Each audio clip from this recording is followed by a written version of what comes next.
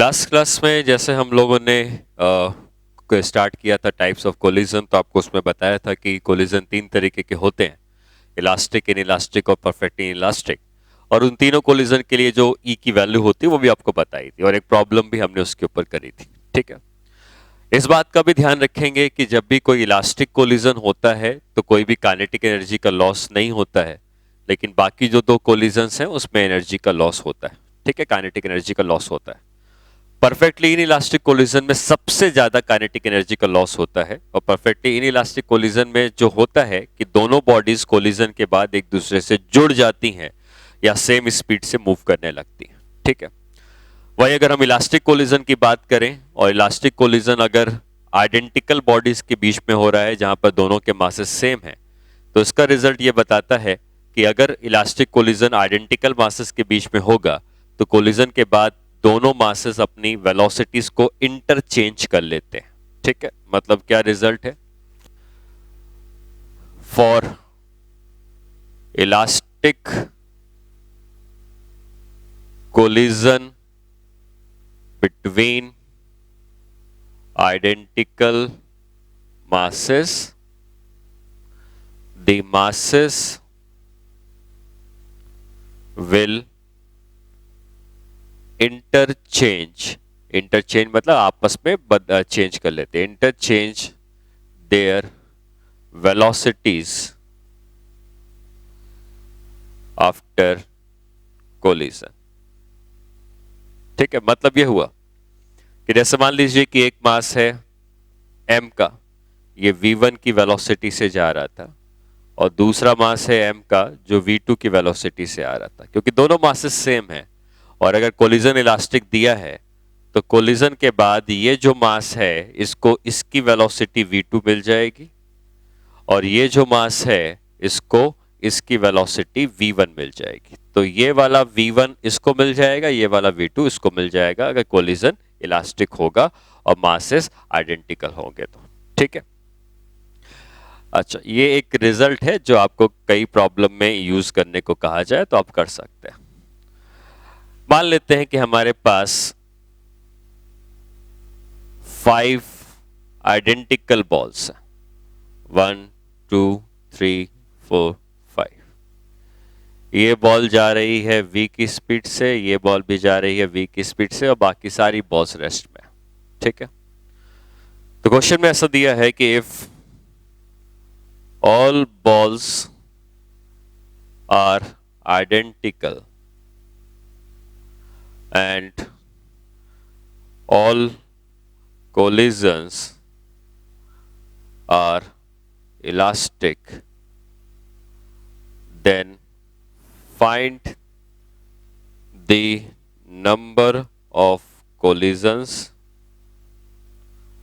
and also the final velocity of all masses। ठीक है,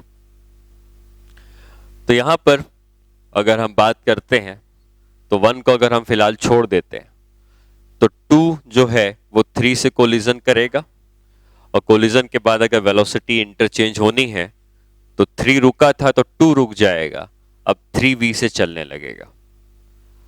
तो 3v से जब चलने लगेगा तो 3 4 से कोलिजन करेगा, और कोलिजन करने के बाद अब 3 रुक जाएगा, 4 चलने लगेगा, फिर 4 5 से कोलिजन करेगा और 4 रुक जाएगा, और 5 के पास ये वेलोसिटी v की आ जाएगी और ये चलता जाएगा। ठीक, लेकिन जब 2 और 3 का कोलिजन हुआ था तो 2 रुक चुका था, लेकिन 1 पीछे से आ रहा था, तो 1 जब 2 से कोलाइड करेगा तो 1 रुक जाएगा। समझो इस बात को कि अभी 2 3 से कोलिजन किया तो 2 रुक चुका था और 3 आगे बढ़ गया, फिर 3 4 से टकराया, 4 5 से टकराया, 5 चला गया।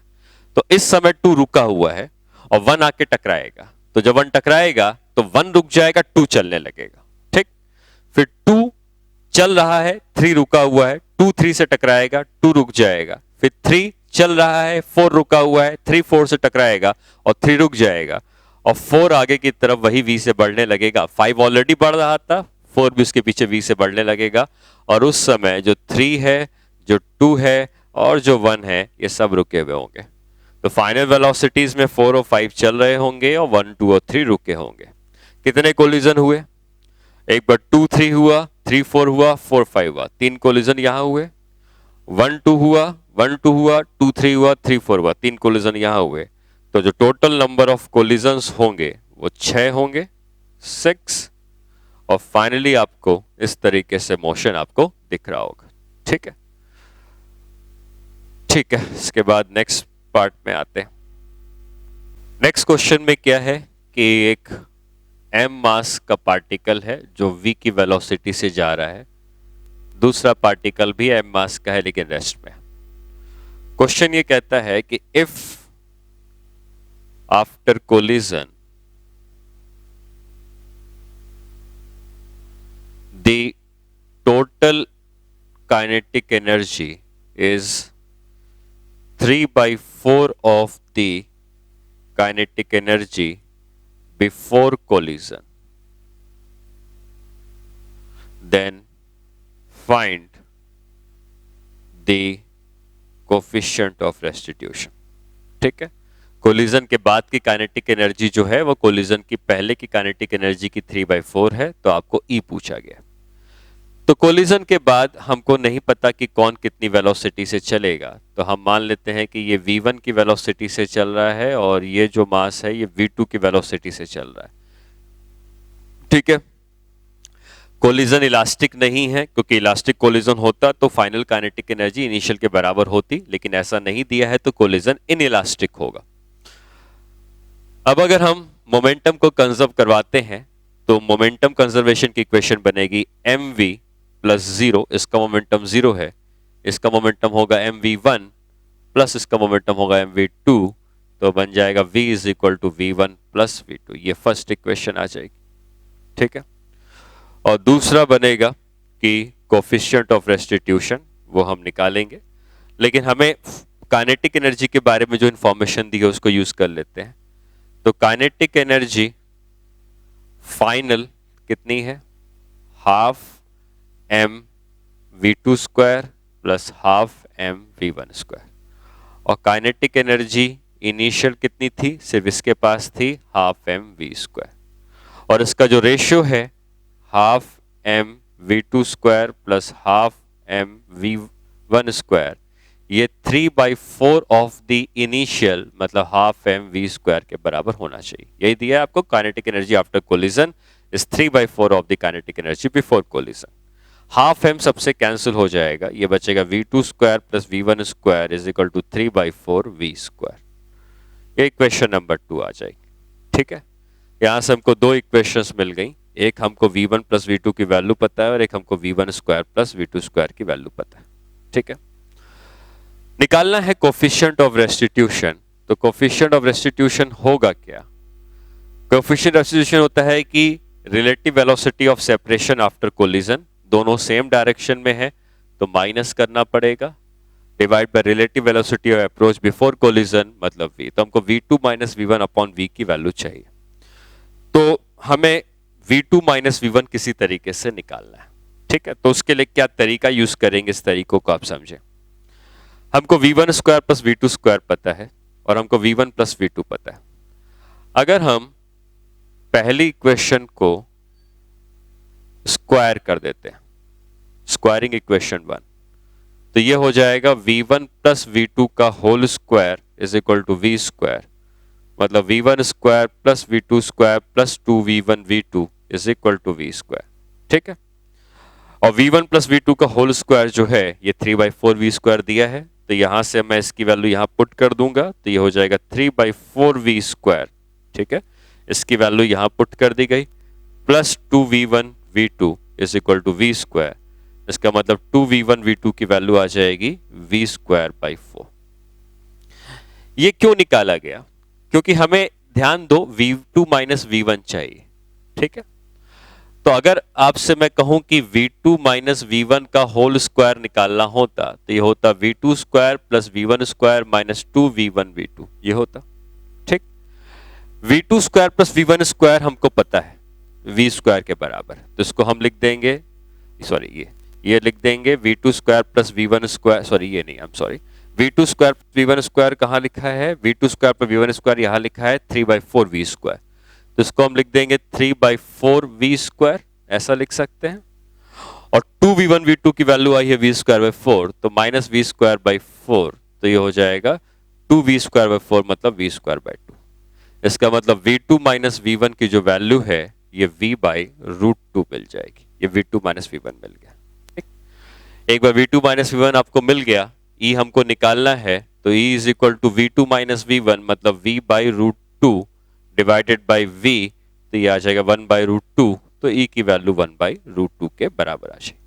ठीक है, तो हमें यहां पर किस बात का यूज करना पड़ा, और अक्सर ऐसा कहीं यूज करना पड़ता है कि अगर आपको ए स्क्वायर प्लस बी स्क्वायर की वैल्यू पता है, ठीक है, और आपको ए प्लस बी की वैल्यू भी पता है, ठीक है, और आपको a माइनस बी की वैल्यू निकालनी है, तो निकाल सकते हो। कैसे निकालोगे, पहले आप a माइनस बी का होल स्क्वायर लिखोगे, a माइनस बी का होल स्क्वायर होता है a square plus B square minus 2ab, मतलब आप a माइनस बी का होल स्क्वायर लिखोगे a square plus B square minus 2ab। आपको यहां पर, या उसके पहले एक और बात समझ लो, पहले आप लिखोगे a प्लस बी का होल स्क्वायर, तो पहले आप लिखोगे a प्लस बी का whole square is equal to A square plus B square plus 2ab, ऐसा लिख सकते हो। आपको a प्लस बी की वैल्यू पता है, A square plus B square की वैल्यू पता है, यहां से 2ab की वैल्यू आ जाएगी। एक बार आपको 2ab की वैल्यू मिल गई, तो आप लिखोगे अब a माइनस बी का whole square is equal to A square plus B square minus 2ab। A square पर बी स्क्वायर पहले से पता था, 2ab आपने यहां से निकाल लिया, तो a माइनस बी का होल स्क्वायर मिल जाएगा। ठीक है, तो ये तो तरीका है कि अगर आपको कभी भी a माइनस बी की वैल्यू निकालनी है, ये दोनों वैल्यूज पता है, तो पहले आप a प्लस बी का होल स्क्वायर करके 2ab निकाल लो। एक बार 2ab निकल जाएगा तो फिर a माइनस बी का होल स्क्वायर लिखोगे, ए स्क्वायर पर B square minus 2ab, A square पर बी स्क्वायर पहले से पता है, 2ab यहां से पता है, यहां से a माइनस बी निकल जाएगा, और वही a माइनस बी यहां पे हमको जरूरत थी जो हमने यहां पे फाइंड आउट कर ली। ठीक है, तो इस तरीके से आपको अगर कोई क्वेश्चन दिया रहता है इस तरीके का, तो सॉल्व करना है। नेक्स्ट हम लोग पढ़ते हैं कि कोलिजन अगर किसी हैवी बॉडी के साथ होता है तो क्या होगा। जैसे मान लो हम कोई बॉल को ड्रॉप करते हैं, बॉल अर्थ की सरफेस से टकराती है, अर्थ बहुत हैवी बॉडी है, तो आप ऐसा मान सकते हैं कि अर्थ की वेलोसिटी में कोई अंतर नहीं आएगा, हालांकि अंतर आता है, वो इतना छोटा होता है कि उसको हम निग्लेक्ट कर सकते हैं। तो जब भी किसी हैवी बॉडी से कोलिजन होगा तो आपको ये मानना है कि कोलिजन के पहले और कोलिजन के बाद उस हैवी बॉडी की स्पीड में कोई चेंज नहीं होगा। ठीक है, तो हम लोग अब जो पढ़ रहे हैं वो है कोलिजन विथ मासिव या हैवी बॉडी।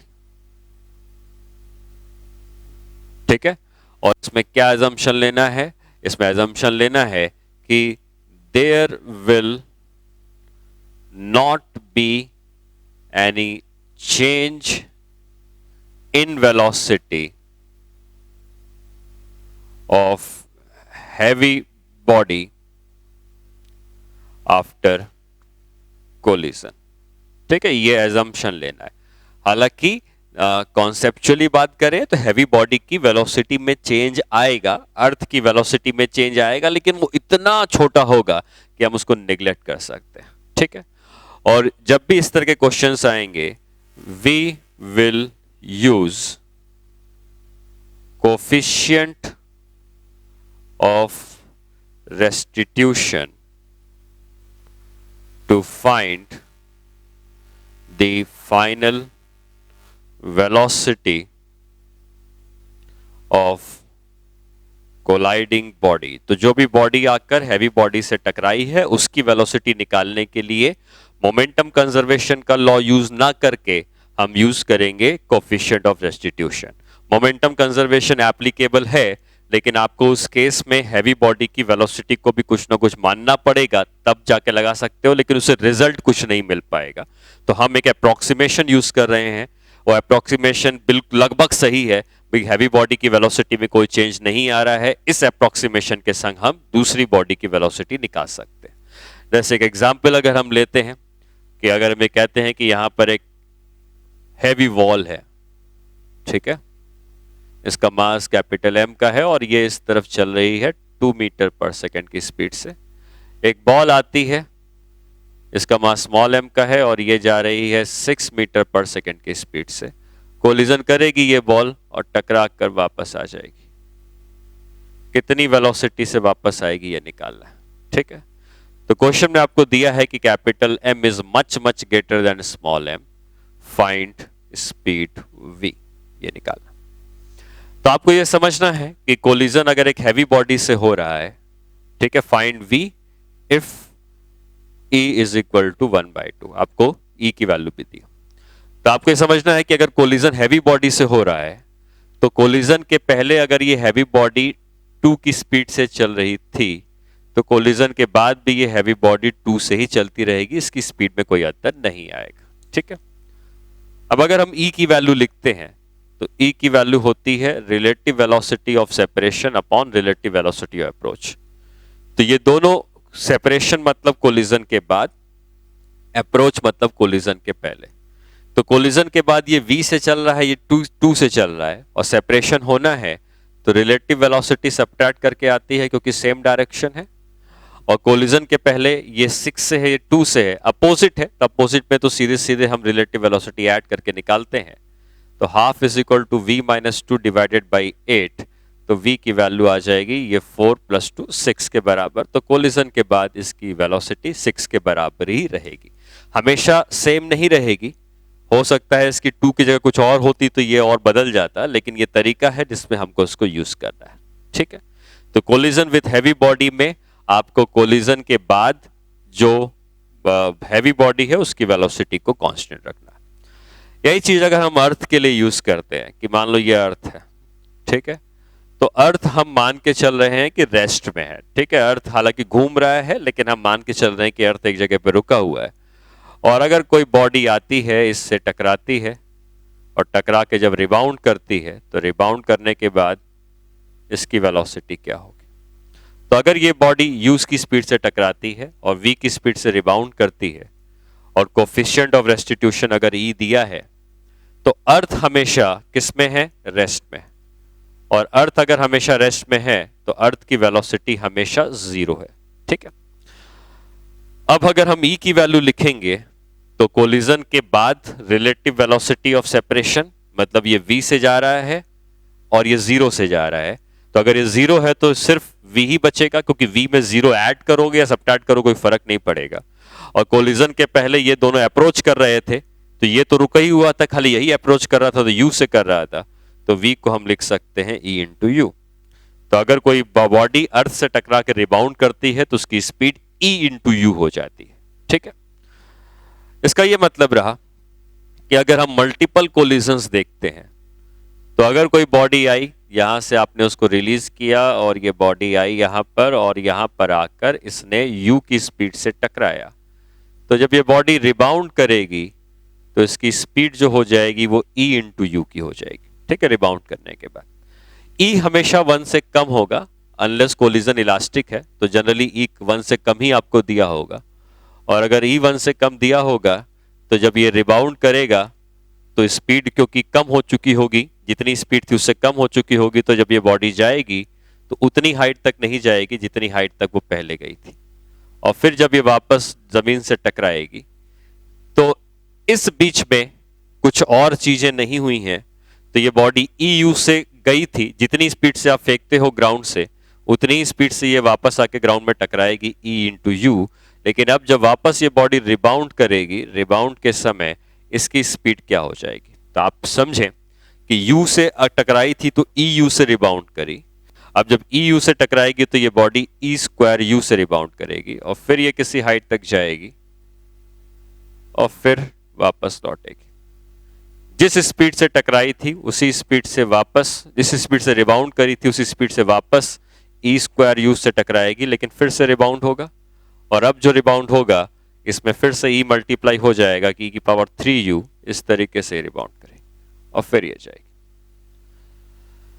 तो आप कह सकते हो कि पहले कोलिजन के बाद स्पीड EU हो गई, दूसरे कोलिजन के बाद E² U हो गई, तीसरे के बाद E⁻3U हो गई। ऐसे करते करते अगर कई सारे कोलिजन्स होते जाएंगे तो यहां पर जब बॉडी रिबाउंड करेगी nth कोलिजन के बाद, तो उसकी स्पीड e की पावर nu हो जाएगी। ठीक है, तो अब ये बॉडी रिबाउंड कर रही है, ये बॉडी यहां तक गई, लौटी, फिर ये बॉडी यहां तक जाकर लौटी, अब ये बॉडी यहां तक जाकर लौट आएगी। ठीक है, तो nth कोलिजन के बाद जो उसकी स्पीड होगी वो e की पावर nu होगी। एक बात और याद रखोगे, अगर ये बॉडी h की हाइट से गिरी थी तो पहले कोलिजन के बाद इसकी हाइट हो जाएगी e square h, next collision के बाद e की पावर 4h, उसके बाद e की पावर 6h, उसी तरीके से n कोलिजन के बाद इसकी जो हाइट होगी वो होगी e की पावर 2n इंटू h।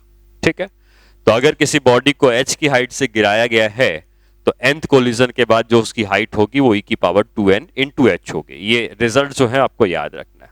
ठीक है, थ्योरेटिकली ये बॉल जब टकराएगी फिर उछलेगी, फिर टकराएगी, फिर उछलेगी, तो ऐसे करते करते ये इनफाइनाइट नंबर ऑफ कोलिजन इसको करने चाहिए थ्योरेटिकली। प्रैक्टिकली इनफाइनाइट नहीं होते हैं क्योंकि और भी कई सारे फैक्टर्स होते हैं जो उसको इनफाइनाइट कोलिजन नहीं करने देते हैं। एयर रेजिस्टेंस होता है, ठीक है, बॉल का शेप जो होता है वो फिक्स नहीं होगा, मतलब कोलिजन परफेक्टली इलास्टिक नहीं होगा, इनइलास्टिक होगा, तो ठीक है स्पीड कम होती जाएगी लेकिन फ्रिक्शन वगैरह भी इन्वॉल्व होंगे तो इनफाइनाइट कोलिजन हमको दिखता नहीं है। बट थ्योरेटिकली अगर कोई क्वेश्चन आता है तो हम ये मान के चलेंगे कि कोलिजन्स के नंबर इनफाइनाइट हैं। और अगर इनफाइनाइट नंबर ऑफ कोलिजन्स हैं तो हमको यहां पे दो चीजें पूछी जा सकती हैं। Find the total time after which ball comes to rest. तो आपको यह बात समझनी है कि कोलिजन्स के नंबर इनफाइनाइट हैं, तो इनफाइनाइट कोलिजन्स के बाद बॉल रेस्ट में आएगी तो कितना टाइम लगेगा वो हमको निकालना है। ठीक है, तो टाइम निकालने के लिए आप इस बात को समझें कि अगर आप किसी भी चीज को h की हाइट से छोड़ते हैं तो जो उसको टाइम लगता है नीचे आने में वो लगता है √h/g। ठीक है, और फिर वही चीज जब दोबारा जाकर वापस आती है तो क्योंकि ये तो सिर्फ एक तरफ का रास्ता था, ये दोनों तरफ का रास्ता है, तो वही टाइम 2 से मल्टीप्लाई हो जाता है, 2 टाइम्स ऑफ √h/g।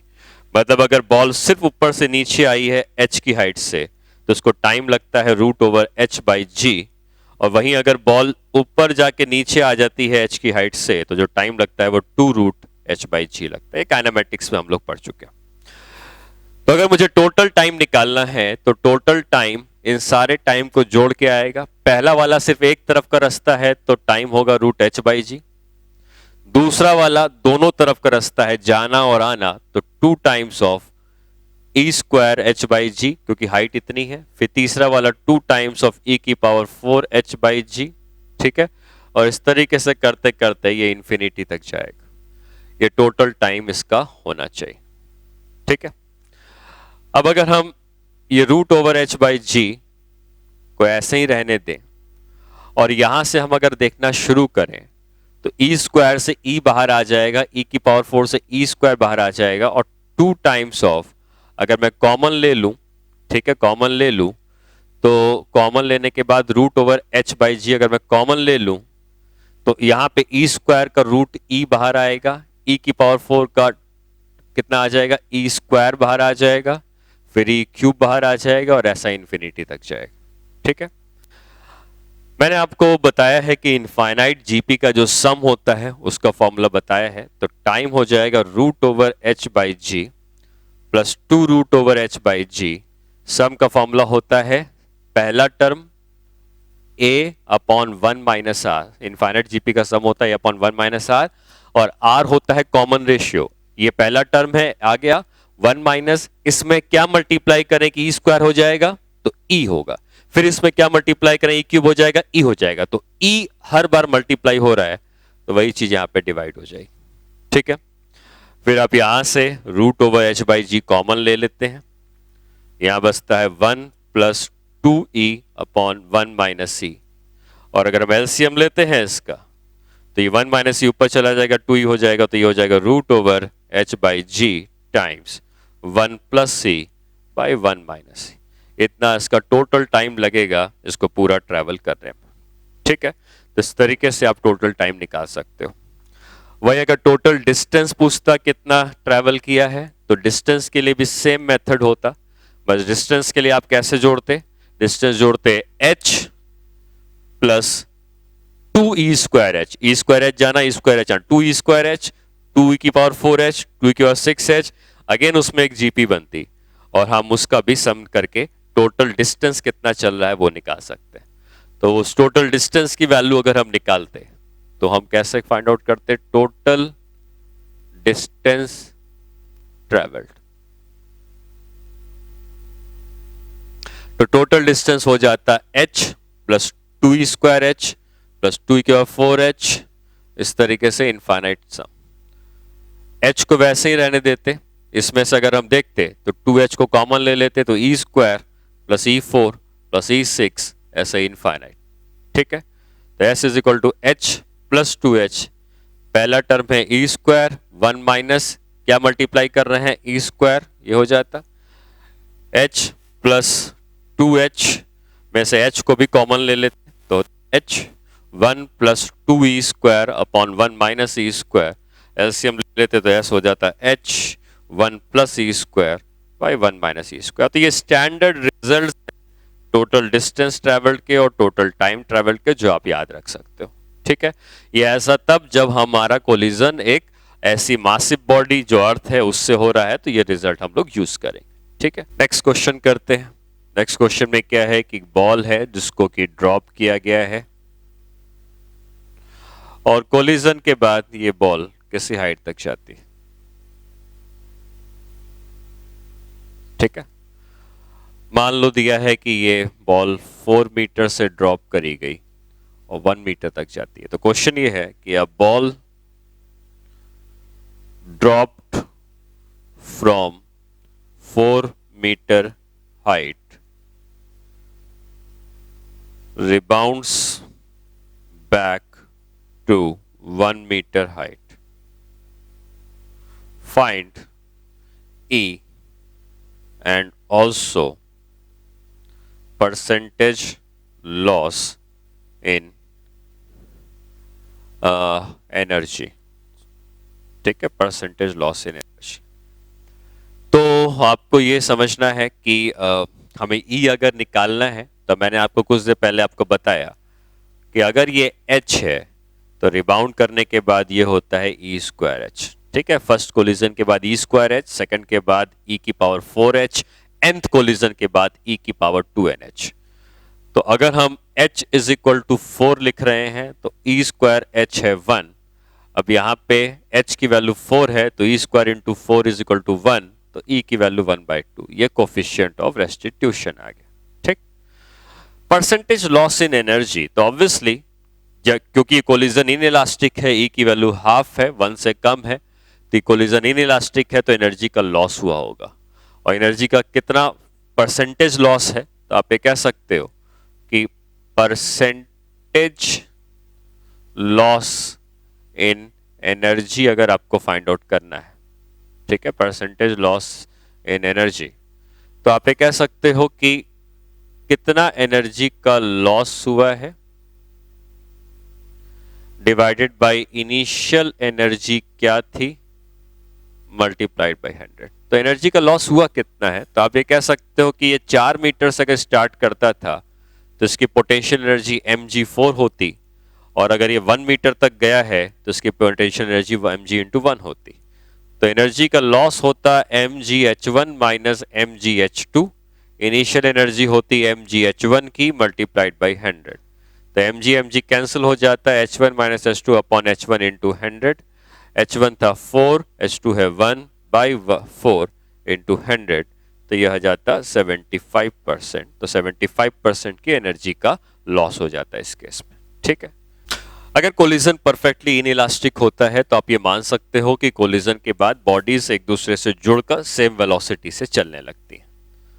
तो यहां पर अगर एक m का मास है, ये भी m का मास है, ये भी m का मास है, ये सारे मासेस सेम है, ऐसे करते करते ये भी m का मास है, और टोटल जो मासेस हैं वो 100 बॉल्स। ठीक है, ये वाली बॉल v की स्पीड से जा रही है।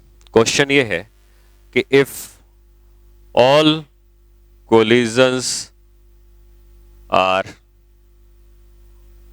perfectly inelastic, then find the final speed of each ball।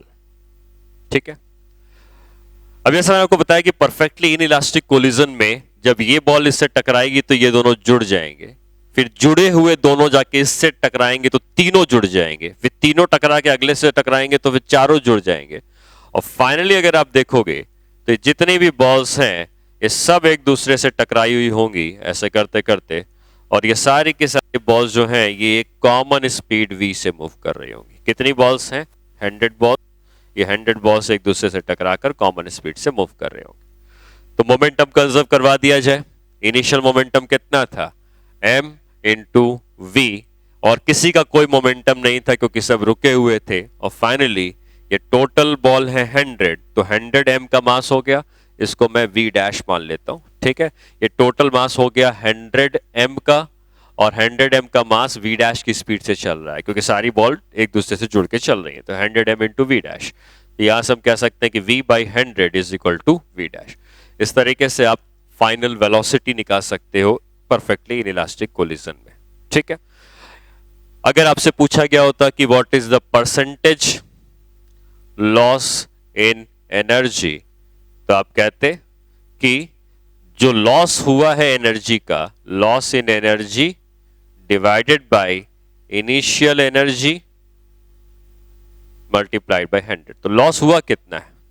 तो फाइनली ये 100 की 100 बॉल जिस काइनेटिक एनर्जी से जा रही हैं वो निकाल लेंगे।